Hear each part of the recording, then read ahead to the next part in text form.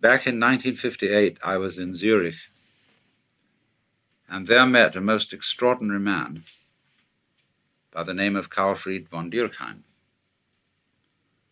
He was a former German diplomat who had studied Zen in Japan. And when he came back after the war, he opened a meditation school and retreat in the Black Forest. And he said, well, I tell you what, a lot of my work has to do with people who went through spiritual crises during the war. And he said, you know, we all know that when a person's in an absolutely extreme situation and they accept it, there is a possibility of a natural Satori. And that's what I mean when I was explaining that when one gets to an extreme, that is to say, to the point where you realize that there is nothing you can do about life, nothing you can not do about life, then you're the mosquito biting the iron bull.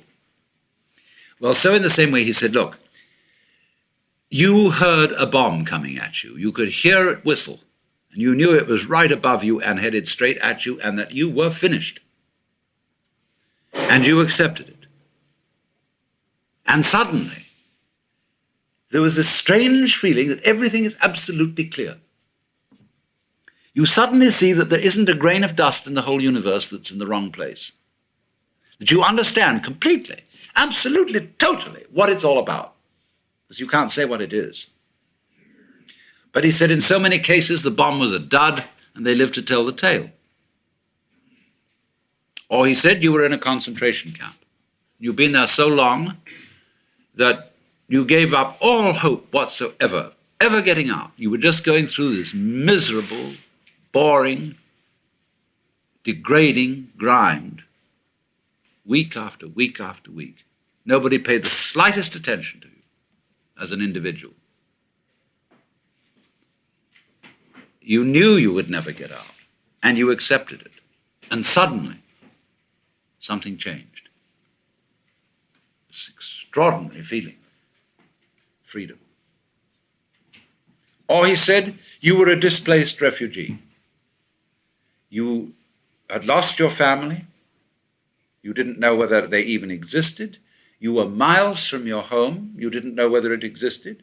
You had lost your job, your very identity.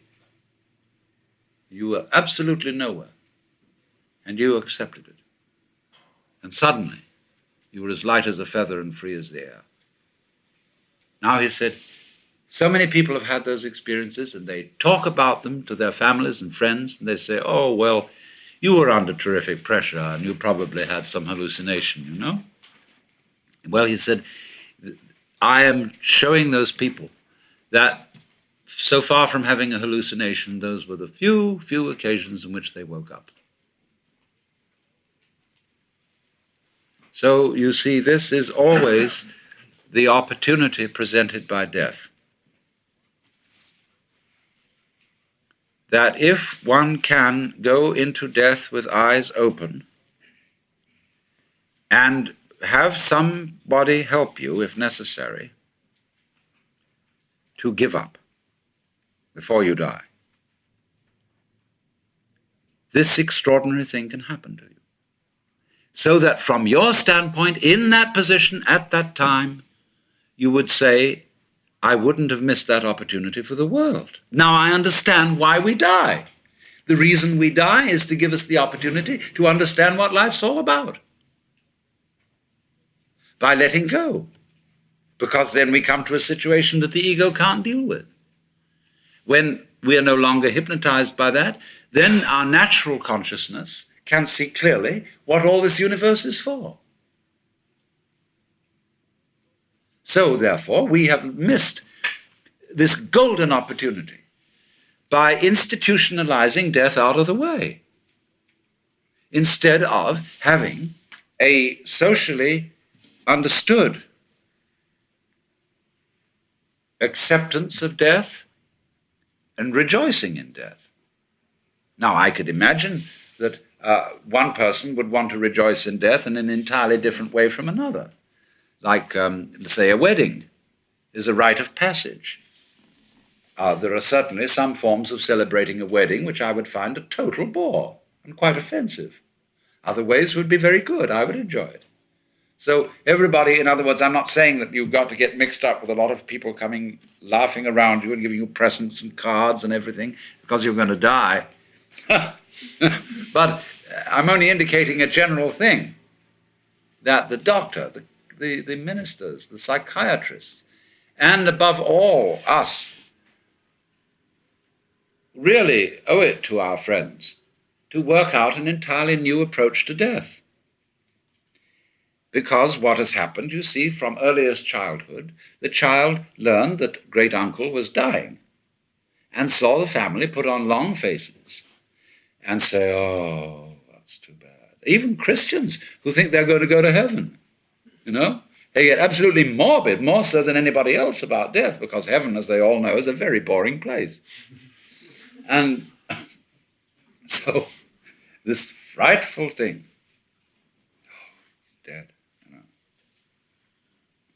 One understands that for the living, to lose someone you love, or even for a dying person to worry about what on earth my wife, my children, my whatever are going to do without me.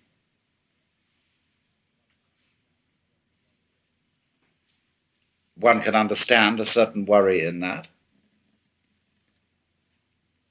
But nobody is indispensable. And there comes a point when you have to say, I'm sorry, but I am completely going to abandon responsibility for anything. Because there is no further way I can do it. This is another way of that surrender.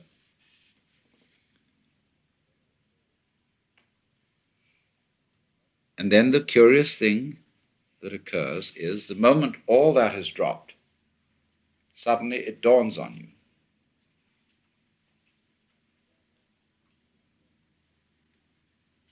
that to be important, existence does not have to go on any longer than a moment. Quantitative continuity is of no value. How long can you hold your breath? Who cares?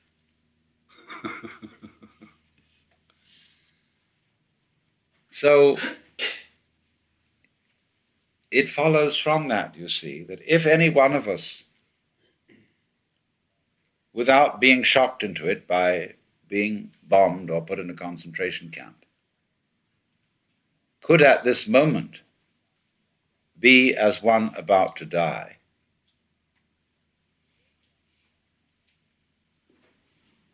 genuinely and honestly, we would understand the mystery of life. Because death is in a certain sense, the source of life. Just as we see in nature, when the leaves fall from the trees, they mold and rot, and this supplies humus from which more plants can grow. It's a cycle like that. But in every way, symbolic and otherwise, human beings try to stop that cycle. Unamuno said, human beings are the only species that hoard their dead. And therefore, with the ghastly art of the mortician, we try to make the body unpalatable to the worms, and so to stop life, as if to be eaten in due course were an indignity to the human being, whereas we eat everything else and we give nothing back. So that is a kind of a social symptom of our profound disorientation with respect to death. We think death is unnatural, and furthermore, in our culture, we think birth is a disease and send a mama to the hospital for the most unnatural, weird kind of parturition.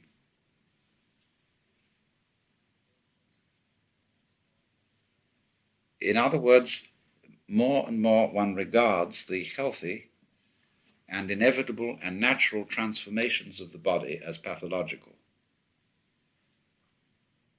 I can imagine, people having sexual intercourse on an operating table to be sure that the whole thing is hygienic.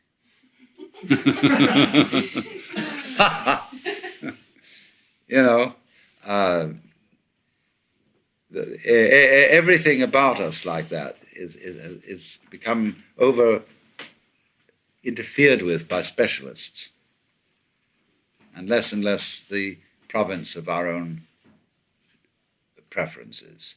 It's very, very hard indeed to die in your own way without some blasted bunch of relatives come fussing around and insisting that you go to a hospital, that you get fixed with the tortures of being fed through tubes and things to keep you alive indefinitely and waste the family savings. It's even a crime to commit suicide. Now, this is simply nonsense. It's this perfect panic to survive at all costs.